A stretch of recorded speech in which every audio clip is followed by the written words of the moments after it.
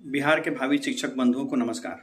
दोस्तों, जैसा कि आप जानते हैं कि बिहार के मुख्य सचिव आमिर सुबहानी साहब ने एक वीडियो कॉन्फ्रेंसिंग करके यह आदेश दिया है कि बिहार में डोमिसाइल नीति लागू नहीं हो सकता है। बिहार के अलावा अन्य राज्य के भी शिक्षक बंधुगण जो है वह बिहार में शिक्षक बन सकते हैं।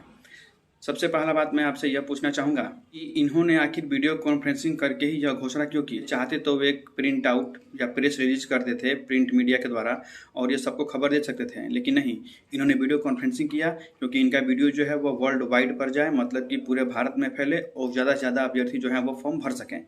अब इन्होंने जो इस नीति को लागू नहीं करने का जो हवाला दिया है आर्टिकल 16, जो हमारे संविधान में है आर्टिकल 16, जो यह कहता है कि equality of opportunity in matters of public employment, मतलब किसी राज्य में अगर कोई भी पद पर नियोजन या पद पर वैकेंसी होती है तो उस पद पर आप निवास या जन्म के आधार पर आप किसी को फॉर्म भरने से इनकार नहीं कर सकते हैं या उनका रिक्रूटमेंट करने से इनकार आप नहीं कर सकते हैं।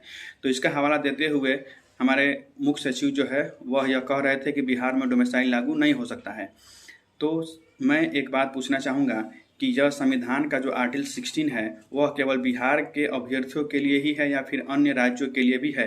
क्योंकि अन्य राज्य तो अपनी मनमानी करके और जब भी टीचर के वैकेंसी निकालते हैं तो अपनी मनमानी करते हैं और अपने अनुसार उसमें दूसरे राज्य के अभ्यर्थियों को मौका देते हैं। मैं आमिर सुबहानी साहब से यह अपील करना चाहता हूँ कि आप एक बार दूसरे जो राज्य हैं उनका भी डाटा आप लेकर अपने साथ बैठते हैं कि वो लोग प्राइमरी टीचर की वैकेंसी में कैसे दूसरे राज्यों को मौका देते हैं, आप उसका भी डाटा लेकर और हमारे सामने पेश करते तो अच्छा होता। आइए आपको हम दिखाते हैं कुछ राज्य जो अपने राज्य में प्राइमरी टीचर के लिए जो वैकेंसी निकालते हैं उसमें दूसरे राज्य के अभ्यर्थियों को कैसे मौका देते हैं। हम यहाँ केवल बात कर रहे हैं प्राइमरी टीचर की, क्योंकि ये हम जो अभी आवाज़ उठा रहे हैं डोमिसाइल नीति लागू करने के लिए वह हम लोग प्राइमरी टीचर के लिए ही कर रहे हैं। इसलिए दूसरे राज्यों में प्राइमरी टीचर के लिए कैसा रूल अपनाया जाता है यह आपको देखना होगा। आइए देखते हैं कि दूसरे राज्य में कैसे कैसे रूल फॉलो किए जाते हैं प्राइमरी टीचर के वैकेंसी के लिए। तो अगर हम बात करें अपने पड़ोसी राज्य उत्तर प्रदेश की, तो आप देख सकते हैं कि उत्तर प्रदेश में यह नियम है कि दूसरे राज्य के अभ्यर्थी तभी शिक्षक बन सकते हैं उत्तर प्रदेश में जब वो कम से कम 5 साल तक उत्तर प्रदेश में जरूर रहे हों।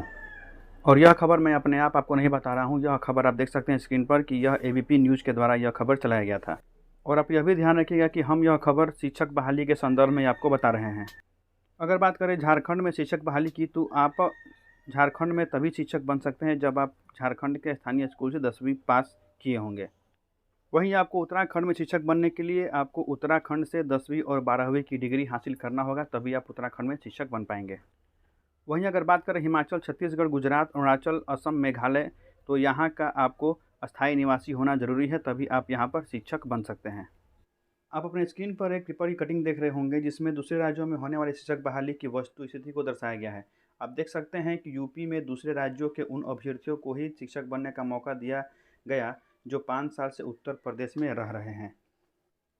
आगे है, उत्तराखंड में समूह ग की सीधी भर्ती में वही आवेदन कर सकते हैं जिन्होंने हाई स्कूल और इंटरमीडिएट या समकक्ष डिग्री उत्तराखंड से ली है। अगर बात करें झारखंड की, तो आप देख सकते हैं झारखंड में प्रारंभिक शिक्षक भर्ती में दूसरे राज्य के अभ्यर्थी शामिल नहीं हो सकते।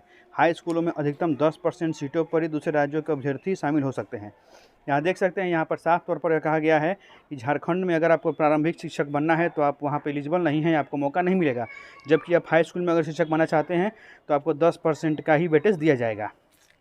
लेकिन हमारे बिहार में प्राइमरी टीचर के लिए भी सबको 100% मौका दिया जा रहा है। वहीं गुजरात, अरुणाचल प्रदेश, असम और मेघालय में ग्रुप सी की भर्ती में संबंधित राज्य का स्थायी निवासी होना अनिवार्य है। और पश्चिम बंगाल और केरल जैसे राज्यों में आप अगर भारतीय हैं तो आप बहाली में भाग ले सकते हैं। यानी अगर देखा जाए तो आप केवल पश्चिम बंगाल और केरल में आप भारतीय हैं तो आप किसी भी बहाली में भाग ले सकते हैं। बाकी सभी राज्य का अपना अपना कोई ना कोई नियम है। तो देखा आपने दूसरे राज्य के जो सरकार हैं वह कैसे कैसे नियम लगाकर दूसरे राज्य के अभ्यर्थियों को मौका देने से मना करते हैं, लेकिन हमारा राज्य बिहार जो है वह सभी राज्यों के अभ्यर्थियों को मौका देना चाहता है।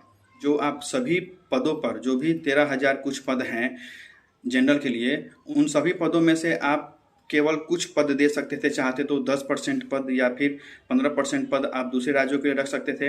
बाकी आपने क्या किया, आपने सभी 13,000 लगभग जो पद हैं जनरल के लिए, उन सभी पदों पर आपने बाहरी राज्य के लड़कों को मौका दे दिया कि पाइए फॉर्म भरिए। वो आप सोच सकते हैं कि कितना फॉर्म भरेगा और कितना हाई मेरिट जाएगा। तो बिहार सरकार से हम अनुरोध करते हैं कि आप भी दूसरे राज्यों की तरह केवल 10% दूसरे राज्यों को मौका दें और बिहार में बहाली करवाएं, ताकि हमारे बिहार के अधिक से अधिक टैलेंटेड छात्र जो हैं वह अध्यापक बन सकें बिहार में। धन्यवाद।